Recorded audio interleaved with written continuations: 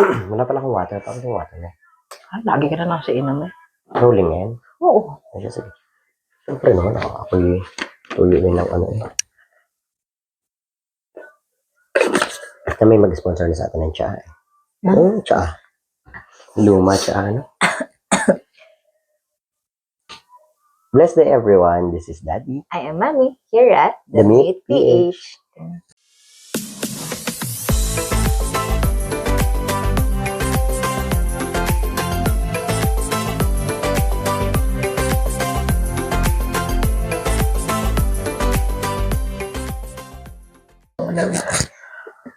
Okay. Hi guys. Ito na naman tayo sa isang episode ng Bulungan. Para bulungan, tama.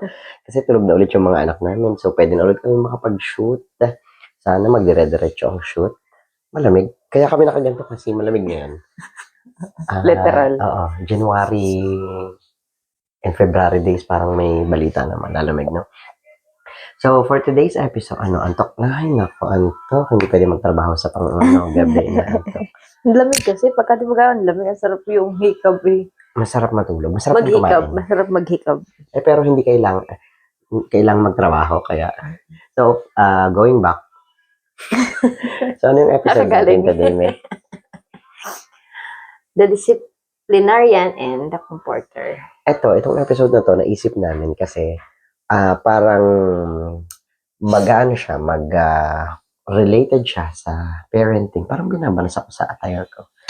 Sa parenting. Lamig-lamig eh. Kasi 'di ba, sa atin dapat pag may, 'di ba, meron tayong episode for discipline, no?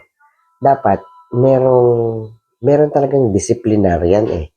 Merong yung iba't ibang discipline na talagang merong terror, merong mabait. Pero di ba hindi naman porket ang topic natin ay disciplinarian the comforter. Hindi yung disciplinarian, lagi siyang Tama, yun. Hindi yung comforter, hindi siya lagi yung comforter. Parang dito sa episode na to, gusto namin ipakita sa inyo or sabihin sa inyo o i-elaborate sa inyo. Kung ano hindi ko maano yung tamang term. Kung ano yung nag-work sa atin. Parang i-explain kung ano. Kasi para sa atin, akin, bilang parent, dapat disciplinarian ka at the same time, comforter ka. May ganong, ano ba tawag doon? Deal or set up kaming mag-asawa. Kasi, hindi pwedeng kayo ay disciplinarian pareho. Kasi kawawa bata. Hindi naman pwedeng comforter kayo pareho. Hindi na matututo. Tsaka kasi depende nga din sa sitwasyon. Kasi merong imposible naman na galit na, comforter ka pa rin. Di ba ga? Yung gano'n, di ba ga? Talagang dadating ka sa point na magiging aandar sa'yo sa utak mo yung pagiging disciplinarian mo, lalo pag may nakita kang mali. Yung gano'n, yung hindi kuwari ikaw, may nakita akong mali.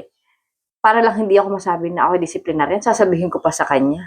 Yung gano'n, di ba yung para ako hindi ka nagagalit niya. Hindi, yung parang alam ko, parang nagagalit ka na niya. Parang lumabas na ako talaga yung comforter, yung gano'n. Di ba? At saka, hindi porket disciplinarian ka, ikaw na yung parang kontrabida. Hindi gano'n. Hindi porket comforter ka, ikaw yung laging mabait. Ikaw yung hihigan. Humot yun. Mali, you're a text sign. Oo. So, yung first question natin, ikaw, in general, base sa characteristic mo, sa ugali mo, ano ka dyan? Yung dominant, yung mas disciplinarian ka o comforter? Comforter. Kasi bilang nanay, di ba yung kaya pala sarap mong yumapos. Yung kasing nanay yung dapat pusong mamon, di ba? Yung ano yung pusong mamon? Baka hindi alam ng iba. Yung yung malambot ang puso, yung konting kasi ang lambot ng mamon. Maawain, yung ganun. Kahit kinabukasan na malambot pa ba ang mamon? Ako, based on ako ay disciplinarian. Ako'y terror talaga. Di ba alam mo yan? Ako'y terror. Tsaka, yun nga, most of the time, daddy ang disciplinarian talaga. Kasi, doon takot karamihan ng mga bata. At ang mami, syempre sila yung kumbaga, sila yung tsaka sila yung nagbuntis, sila yung nagdala, sila yung halos nagpalaki most of the time. Kaya sila yung comforter in general to ha, in general. So, i-define natin yung disciplinarian at comforter based sa experience. Experience sa Google. Bobo. Pero kasi nga kasi si parang Google na hinanapan natin yung ano, 'di ba? Kung may word ba disciplinarian o may word ba na comforter. Okay. So, kailangan ay screenshot na natin yan para sa pag-ano natin, alam na natin agad. Nasaan yan? Dito ata sa taas. Ayun na. Ayun ba yan? O sige, ba't dyan? Ask something daw eh. Hindi, dito sa Google. Ay, nagtalo pa kami, no? Dito mag-ano ka, google.com. Bagal ng cellphone. Baka may mag-sponsor naman cellphone dyan. Ang bagal ng mga cellphone namin. Ay. Cellphone lang kasi may internet naman kami. Hindi, pero, baka gusto din naman ng ano. Bigyan naman. Ano dyan? Ano ba tawag doon? Affiliate? Sino ang mag-aano sa atin? Ano tawag doon? Ano ba na decision natin? Ay, ang bagal. Ang bagal po ng kanyang internet. So, mostly ang itatakal natin nga is kung ano yung mga ginagawa ng disciplinarian at comforter sa pagdidisiplina pa rin ng bata. So, ano pa rin to? May in relation with parenting. Sa kasi yung na ano namin na ang tawag dito, na experience namin based sa aming mga karanasan sa tatlo naming anak. Kung ano yung mga hindi pala pwedeng experiences kasi sa except natin i-insert yon. Parang more of ano siya, discussion dito sa explanation. So, ang ayon kay Google, disciplinarian, basa. A person who believes or practices firm discipline. Firm discipline. Ibig sabihin, di ba pag firm ka, kung anong sinabi ko, yun na. Ako ang masusunod. Di ba? So, yun yung disciplinarian. At saka, kumbaga, firm discipline, meaning, kasi parang dyan ka mas matututo kung firm yung discipline. Kasi kung parang pasundot-sundot lang, parang hindi maganda. Hindi naman hindi maganda, pero parang lagi namin sinasabi, what will work for you, so yun. Kasi ito yung nag-work sa amin. So, on the other hand, ang meaning naman ni ano tawag dito? Comforter ay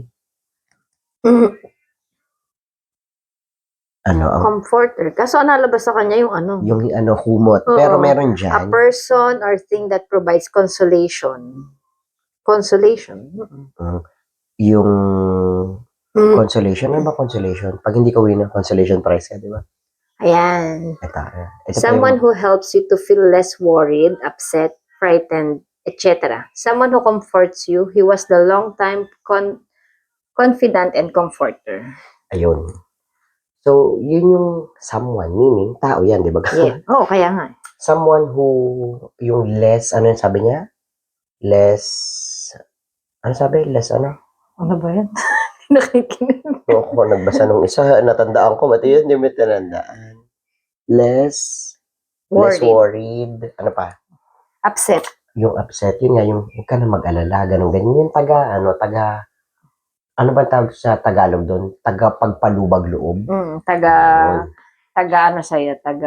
pampagaan ng kalooban. Ayun nga, pampalubag loob. Yung parang ganun. Yun, so, i-discuss natin kung sino sa amin yung disciplinarian at comforter. Pero in general nga, ako yung disciplinarian, pero siya yung comforter. Pero yan ay didepende sa sitwasyon. Pero hindi ibig sabihin na lagi akong comforter. At saka at the same time, dapat ipe-play mo yung dalawang role na yun. Disciplinarian ka, comforter ka. Kasi paano kung wala si disciplinarian? Kailangan ng disiplinahin mo yung bata. Ikaw lang yun naandyan.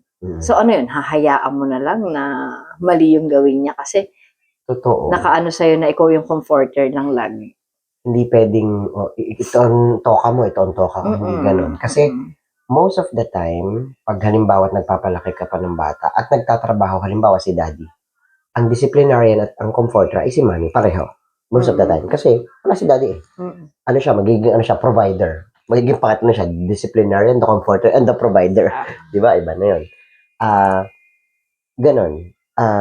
Tapos, so yun nga, sino dapat ang disciplinarian? Sino ang Ulit-ulit. comforter?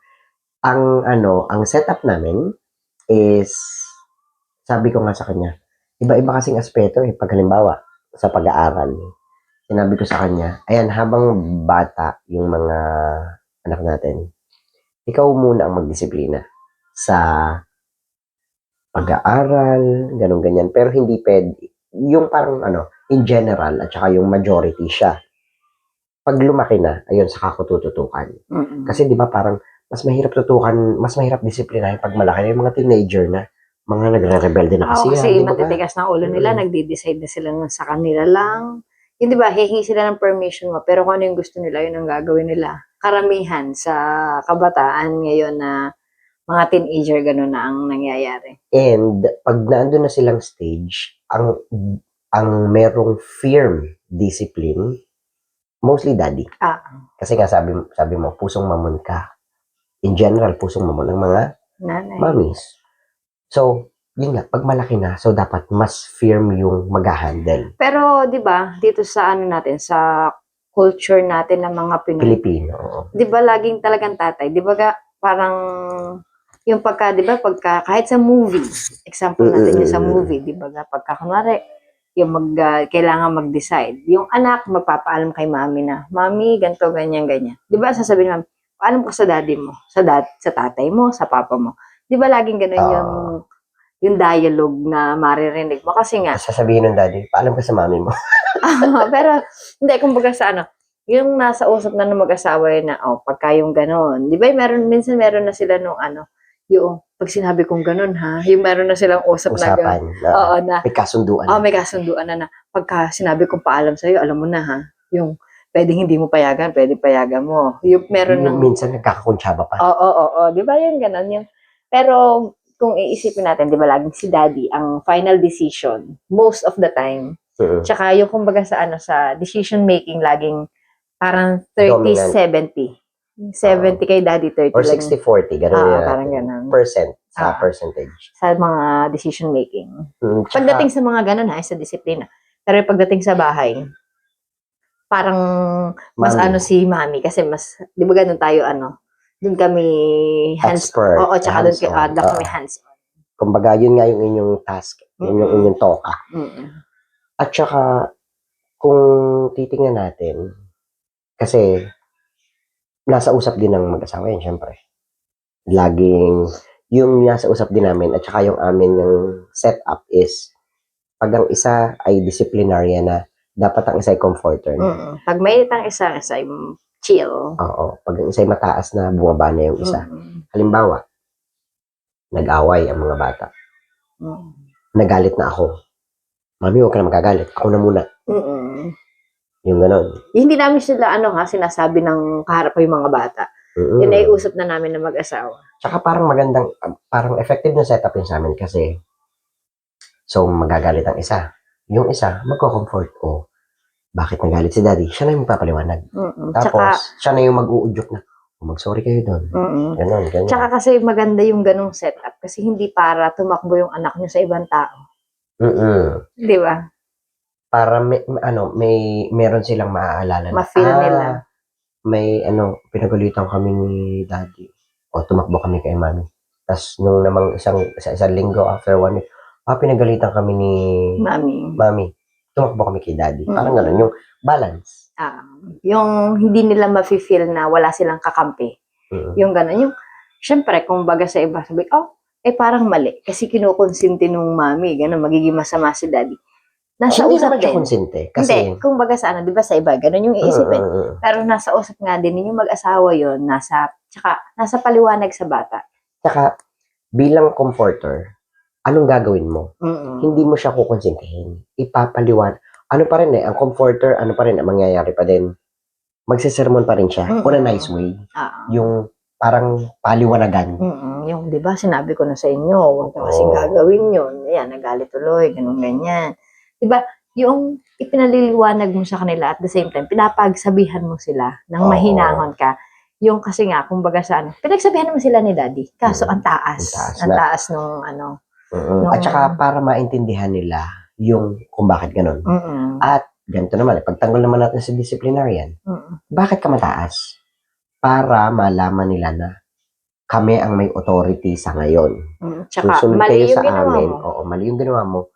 Pag mali yan, ganito ang mangyayari kay Daddy or kay Mami, magagalit. So para alam nila yung boundary ng tama sa mali. Kasi dapat isineset natin yung boundaries ng tama sa mali. Kasi on their early age, dapat may ganun ng boundaries. Kasi kapag hindi natin agad-agad yun in-implement, pag lumaki sila, mahirap. Tsaka mo pa iaano sa kanila, i-apply yun. Nakakapag-desisyon na sila ng kanila.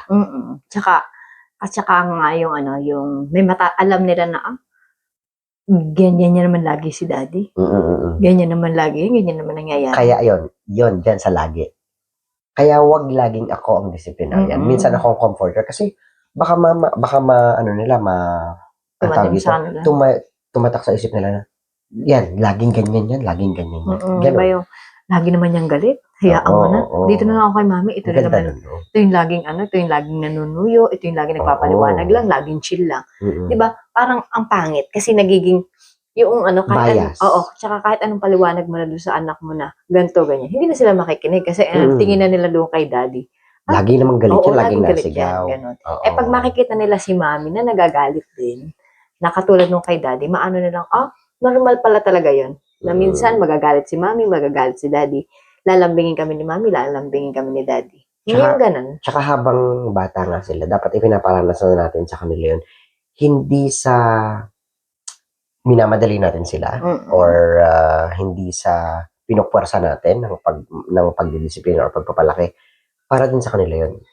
Kasi nga, siguro baka nasasabi namin to kasi nga kami millennial. So, medyo kami, old times and new time. Kumbaga, old and new generation. Magkahalo. Pero, yun nga, parang sa amin, mas bata kasi ang bata, pang umintindihan susunod, tsaka mas mabilis pang sumunod kaysa sa mga sa mga matanda na. So, dapat, habang bata pa sila, yun, mag-i-implement kayo ng ganun kasi para wala tayong pagsisihan sa huli. Pag walang sisihan na mangyari pagka yung malaki na sila, yung, di ba, hindi lang sisihan yung mag-asawa, pati yung yung bata, pagsasabihin silang, ayan, kasi ganito, ganyan. Ganyan kayo pinalaki. Yung maririnig mo sa ibang tao. Ang masama doon, marinig na, ganyan pala kayo pinalaki ng mga magulang nyo. Di ba? Ang sarap kasing ganyan. pakinggan na pag naano sa ibang tao, ay, ang ganda ng palaki dito sa batang ito. Ganon yung hindi naman sa sinasabi namin na ang galing namin mag-raise ng anak. Kasi not all the time ay nagwo-work sa amin. Hindi ganun. Kasi may mga times din naman na pareho kami disciplinary. Nagsabay. Kasi, syempre, hindi mo makokontrol din minsan yung... Paano pag pagod ako, pagod siya? Tsaka yung, kunwari, nakita mo talagang mali yung ginawa. Yung parehas kayo nakakita. Yung hindi pwedeng hindi pwedeng... Hindi mo papagalitan. Tsaka hindi mo mapipigilan minsan yung bugso ng damdamin. Kasi, yung trigger ng pagiging disciplinarian natin? Di ba? Yung pagnananakit. Kasi nga, ayaw namin ng violence. Lalo pag kalaro, yung babato, nanghahampas, nangungurot, nanununtok. Dati yung second child namin, grabing manakit. Grabing manakit. Pero lagi namin siya pinapagalitan. Yun, kasi yung unang trigger natin yun, di ba? Yung pag-violence, pag minanakit, ay, big no-no yan. Hindi pwedeng gano'n. Hindi lang sa anak namin, kahit sa ibang bata. Sa lahat. Makikita naman, ay, hindi gano'n. At saka yung pag walang galang, yung parang nasagot na ay nangangatwiran. Tatampalin ko yung bibig mo. Tsaka yung paggamit ng po at opo. Kasi pinapractice namin na gamitin nila yon. Kasi kami hindi na nga namin ginagamit Di ba? At saka yun nga, yung may mga triggers. So dapat yun nga, meron kayong at saka depende din, papasok dyan yung yung depende sa estado ng tao, yung utak mo, yung state of mind. yung state ng mind mo, yung pagod ka ba? Mm-mm. Ayos ka ba? May pahinga ka ba? Kasi pag wala, ay disiplinaryan yan. Sure, Oo. magagalit yan. Kahit sa simpleng bagay. Oo. Di ba? At saka ako, di ba, ako, napaka-disciplinarian ko pagdating sa gamit. Mm-mm. Napaka-particular ko sa laruan, pag kulang, ay talaga nagagalit na ako. Kaya, Pag makalat, kaya yun naman, pagka yung sa ganun, yun naiinis naman ako kasi, ba't mo pinalaro? Ayan, nagagalit ka ngayon. Yung ganun yung naiintindihan ko naman kasi yung gusto niya rin na maging ano yung mga bata sa paglalaro. Kaso, yung syempre ikaw bilang nanay, pagka nakakarindi kasi yung, ayan, pinalaro-laro mo. Tapos ngayon, sisigaw ka, mag-aaway kayo kasi ayaw maghanap niyang isa.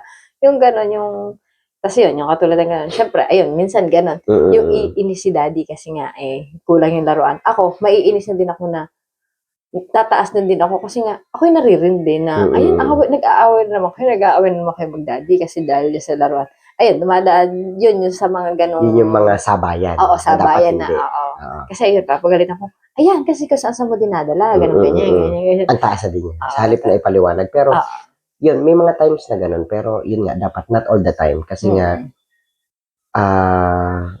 dapat masanay kayo sa environment at culture na may isang mataas, may isang mababa para balance. At saka, kumbaga sa may kapayapaan pagkatapos ng gera na parang ganon. Tama. Di ba? Ceasefire. Oo, yung mga ganong pagdidisiplina, yung ganong role sa buhay, yung pagiging disciplinarian, at saka nga comforter, ipoposes yan ng magulang para din makilala tayo ng mga anak natin kung saan ba nagagalit si mami, saan ba nagagalit si daddy. Magkakaroon din kasi ng connection pag ipinapaliwanag mo na sa kanila yung mga bagay-bagay kung bakit. Di ba? Doon nila makukuha yung aral. Na naisip ko lang, yung parang palang ang nangyayari kapag ka nagdidisiplin ka ng anak. Parang yung nasunugan.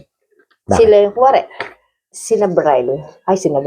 Yung mga anak natin, sila yung mga nasunugan. Ikaw yung apoy. Tapos ako yung bumbero dati. Oo, parang tubig. Oo, yung gano'n. Yung parang, ikaw yung apoy dun sa scene na yun. Ako yung tapos sila naman yung mga bahay. Oo, sila yung gano'n, di ba? Kasi sila yung yung kung ihalin tulad natin sa isang scene, sa isang yung gano'n. maganda, tama.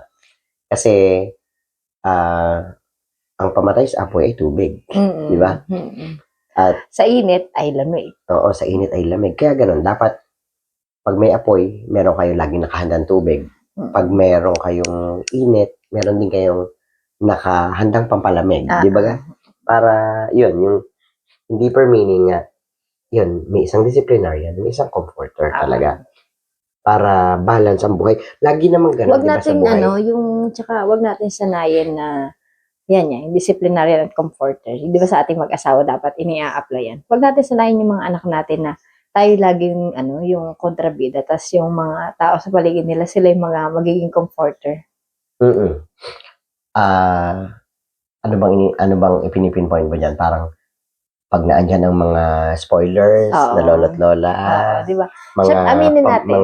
Mga tito-tita. Di ba aminin natin yung mga, yung mga lolo-lola, mga tito-tita. Lagi yung comforter. Lagi silang comforter, lalo pagka pinagalitan mo yung bata. Na, syempre parang, nakakaawa naman talaga. Kaso nga lang, masyado sila magdedepende sa Sa mga tao sa paligid nila. Oo, pagka ganun. Ang mangyayari, yung hindi mo na madidisiplina yung anak mo, na kasi nga iisipin niya, ay, si mami, si daddy, laging ganyan. Yung kahit yun nga yung comforter ako na, in a nicer way na ipinapaliwanag ko sa kanila pero sinesermonan ko sila. Ang magiging dating na sa kanila nun, hindi ako comforter. Ang dating na sa kanila nun, kontrabida din ako. Nagsesermon ka pa rin. Oo, parang ang sa kanila parehas lang naman sila. Si mami, medyo kalma lang pero parehas sila ni daddy na sinasabi. At saka aminin din natin, ang mga grandparents talaga ay talagang yun yung role nila sa mga apo. Kasi kaya di ba? Maawain, ganun saludo talaga. naman tayo sa mga lolo't lola kasi sobra sila magmahal sa mga apo nila. Magsalo, grabing sumalo sa mga pagpinapagalitan. Ganun talaga. Hindi pa kami nagiging lolo't lola. Ganun siguro talaga pag nandun sa ganung stage. Hindi natin kasi nararamdaman yung nararamdaman nila. Kumbaga sa So, kung mahal tayo ng mga magulang natin, mas mahal na nila yung mga apo nila. Ganun talaga. At yun nga, kumbaga sa balance din.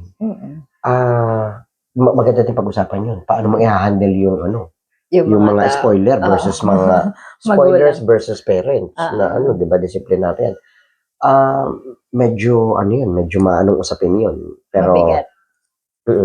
Pero ang bottom line ay respetuhan at saka pa rin, balance, pakisamahan. Kasi nga mahirap pag laging mataas lahat. Hindi ganoon ang way of molding, way of raising yung mga chikiting natin. So dapat ma-experience natin yung mga yan, malaman natin kung ano-ano ba yung pero yun nga, kung anong nagwo-work sa inyo, disciplinarian ka ba or comforter? Dapat or both, combination.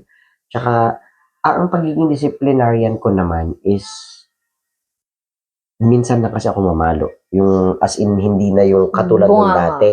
O mabunga nga yung naninigaw, gano'n. At saka pag tayo ay disciplinarian, yung sinasabi sa akin ni Mami, as much as possible ay syempre wag tayong magfa-foul words. Wag mumura. Kumbaga kasi kung anong narinig ng bata, natatak yan eh. Yung wag tayo magsasalita ng masasama. Ako kasi pag galit may mga ganun minsan. Dire-diretso, walang kontrol. Oo, walang kontrol. Kasi nga galit eh. Kaso nga, yun, pag-aaralan din natin na may mga magagandang terminologies. Pero yun nga, once na, kumari, si daddy, nagdidisiplin siya ng mga anak niya, may nasabi siya na hindi ka aya-aya o hindi magandang pakinggan, huwag niyo siyang kokontrahin sa harap ng anak niya. Mo siya, kausapin mo siya ng kayong dalawa lang. Kasi once na gano'n na nangyari, kayo magtatalo nun. Oo, tsaka ang dating doon sa bata, parang iba magiging impact doon sa bata. Kasi, di ba nangyari sa atin yan, ipinarinig mo nung ako pinagsabihan mo ng kaharap siya. Kaya nung pinagsabihan ko siya, sabi niya, sabi ni daddy, parang gano'n. Di ba yun? Yun yung nagiging niya, katwiran niya. Ginagamit niya yun para. Ganun nga yung mga bata, parang recorder. Na re-recall nila. Yung mga naririnig nila sa atin.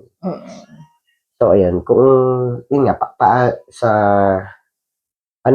paano natin i-deal at saka i-handle nga yung mga ganong situation, yung mga halimbawa may conflict. Halimbawa, nagkasabay kami ng ng disciplinarian. Kasi pag nagkasabay naman kayong comforter, mas maganda yun. Diba? Karamihan naman ng tayo. Pero pag nagkasabay kayo ng disciplinarian, syempre pag-uusapan niyo pa rin mag-asawa yan.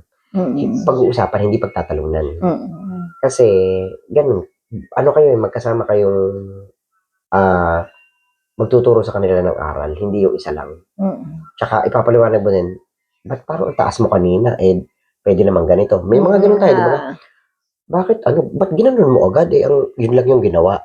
Di syempre, may paliwanag. Minsan kasi ganito. Kasi di ba, nung naalala mo nung last time, Mami, na sinabi ko, parang sumobra ka sa kay kuya. Sabi mo, kasi nakita kong nanakit. Ayun, naalala ko na ko na yung trigger. Nanakit baga? Kasi hindi ko nakita eh. Ay, yung nasigawan na niya agad. Parang, pinagalitan galing sa school, pagod. Sinabi niya na sa akin na, kasi nanakit. Okay. Now I know. At saka, now I understand.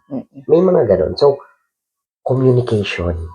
Yan ang key sa lahat. Kasi, di ba, disciplinary at comforter. Noong last time din, katulad lang nang nangyari ng isa nung si Kuya ay nagsusuka. Di ba yung, kasi ang sa akin ni Daddy nun, kasi laging sinasabi niya, Mami, pag nagsusuka, huwag mo ng pagalitan kasi nakakaawa na nga siya, nagsusuka na, pinapagalitan mo pa, ganun ganyan. Tapos nung last time nga, nagsuka si Kuya. Nung nagsusuka siya, pinagagalitan ko siya. Gabi pa yun? Gabi, pinagagalitan ko siya. Kasi 10 p.m. ba yun? Mga ganun. Pinagkulit-kulit mo, ganun, ganyan. Pero, iniisip ko baka ako'y pagsabihan ni Daddy kasi kinabukasan kasi pinagagalitan ko si Kuya, nagsusuka na, ganun, ganyan. Tapos, nung kinaumagahan, inano ko kay Daddy, sinabi ko, Daddy, yung, di ba pinagagalitan ko si Kuya kanina, ganun, ganyan. Kagabi, alam ko pagsasabihan mo ako kasi nga pinag-aano ko siya. Pero di ba sinabi ko sa yung reason ko kung ba't ko siya pinagsabihan ng ganun. Ayun, yung reason behind that, kaya ako siya pinag-anuhan, pinaggalitan ng ganun. Nasabi ko na naman kay daddy, kaya hindi siya nagalit. Kasi nga, kumbaga sana, alam niya yung naka-trigger sa akin kung bakit naging ganun yung ano ko kay kuya.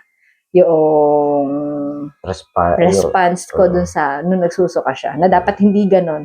Kaso nga lang, yung nung araw na yun, nagpatong-patong na. Tapos nung gabi, ganun. Yun nga, papasok din yung kung ano yung kasi pag gabi na, pagod na yan. Pahinga na dapat. So most of the time, diyan tayo nagiging disciplinarian. Tulog na kayo. Kami na. Ayun, kung ba sa Pagod na ako. Okay, ano na tayo, pahinga na, maghapon na tayo, naguluhan. Yung ganun. Pero dapat gawin nga natin yung paggabi na at saka yung bago matulog. At dyan nga tayo nagiging comforter. Dyan kayo maglalaro ng slide. Diyan kayo magkukwentuhan ng mga experience. Dyan tayo maging comforter. Sa marami. Kasi di ba meron mga times na gano'n si kuya? Tsaka siya nagkukwento, nag-o-open ng kung ano. Saka kung ano-anong tinatanong. May timing din kasi ang bata. May timing din na matanda. So dapat mag-cross yung timing. Pareho ng timing kumbaga. At saka yung pagiging comforter natin, hindi naman napapag-aralan yan, hindi din naman na magiging siguro hindi yung lumalabas lang sa'yo. Lumalabas lang yan. Depende sa ugali mo, depende sa naranasan mo, sa mood mo that day. Hindi pag-uusapan niyo lang talaga mag-asawa. Yung halimbawa, tsaka pansinan kayo ng mali. Mali ka dun. Parang tama ka dun. Sabihin niyo yung totoo. Oo, tsaka kasi syempre minsan kasi tayo mga mamis, parang lagi natin inisip, lagi na lang yung mali ko ang nakikita. Mga daddy din, di ba lagi, lagi na lang mali ko ang nakikita. Kasi bilang tao, ganun lang, lalo pag halimbawa pagod, kasi lagi na lang ako umali sa iyo. Oo, yung gano'n, di ba? Yung ikinatutuwa ko doon sa kay daddy nga, yung every time na kuwari may ginawa ako maganda, yung pine-praise niya ako, di ba? Yung kuwari pagkasaluto ko, yung mga simpleng ganun mga daddies. Sobrang laking bagay sa mga mamis, yung mga ganun, parang iniisip nila, ay, na-appreciate niya yung mga may compliment thoughts, compliment words. Wag niyong na, syempre minsan mga daddies, minsan na kayo na, ayokong sabihin, nakakahiya, parang ang cheesy naman. Kayo lang dalawa, ba't ka mahihiya? Oo, yung ganun. Kasi, dahil ganun nga si daddy, yung mga sinasabi niya sa akin, laging ganun na, tapos na-appreciate niya yung mga ginagawa ko. Yung mga anak namin, laging, Mami, ang ganda mo. Mami, ang sarap ng luto mo. Yung ganun, na-adapt na nila. Kasi nga, yun yung lagi nilang narinig kay daddy. Oo, kasi Yun, di ba yung mga ganon, yung katulad nga sinasabi ni daddy kanina, kung ano naririnig ng bata, yun ang tatatak sa kanila. Ginagawa. Tsaka pang-boost kasi yun ng self-confidence, ng self-esteem. Pang-boost siya, kaya dapat gawin, kumbaga, hindi yung mali nga ang makikita. Humarap ka naman ng tama. Kahit simpleng lang, bagay. Humarap ka ng butas na, yun, nakahanap ako ng butas na, dito ko siya pupurihin. Yung gano'n. Yung mga gano'n. Kasi kami mga mami, ang babaw ng kaligayahan, di ba? Pati ang mabilis pangiti ganun. Tsaka kilala niyo ang asawa niyo. Alam niyo kung paano niyo nakuha yan. Yung gano'n. Tsaka, yan nga, being a disciplinarian, being a comforter, kasama yan sa pagiging parent. So, wag natin kakalimutan na hindi naman sa pag-aralan, yung laging din nating isa sa isip na yung mga bagay na yan ay para din sa mga anak natin, para din sa sarili natin. Yes. No?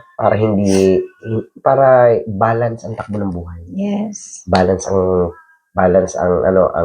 pagpapalaki. Light lang. So, kayo? Are you a disciplinarian or a comforter? Comment down below kung ano pa kayo dyan. Yes. Kasi ako nga, most of the time, disciplinarian. Kasi most of the time, ako di pagod. Stress. Kaya, pero as much as possible nga yung chill, bababa ng kaunti. Kasi nga, pero nito mga nakaraan, lagi si daddy ang, simpleng bagay, galit. Kasi nga, stress sa work, medyo stressful. Tapos, mahirap i-handle pag ikaw ay kulang sa tulog. Pag Yung pagod. kahit gusto mong maglambing, hindi ba yung gusto mo, alam ko naman na ikaw, yung alam ko na gustong-gusto mo na laging mababa lang, chill lang. Kaso, ang hirap kontrolin yung ano mo, gawa ng stress. Mas mahirap kontrolin yung sa akin kasi nga ako'y parang natural na terror, parang ganun. Pero, yun nga, doon tayo sa comforter. Most of the time, para tsaka dapat na andyan si Mrs., na andyan yung partner niya para tulungan kayo din. Kung, yun nga, communication, sabihin niyo ang totoo, sabihin niyo ang lahat. Kung, naging disciplinarian ka na naman, bakit sumobra ata ng ganito, ganyan. Papaliwanag nung isa. Pag-usapan, huwag pagtalunan. Yes, pag-usapan, huwag pagtalunan. Ang ganda. Ano ang napulot nyo ngayon, bukod sa kung ano-anong napupulot nyo dyan? I-comment down below nyo naman para sa next episode natin, may pag-uusapan ulit tayo. And don't forget to like and subscribe.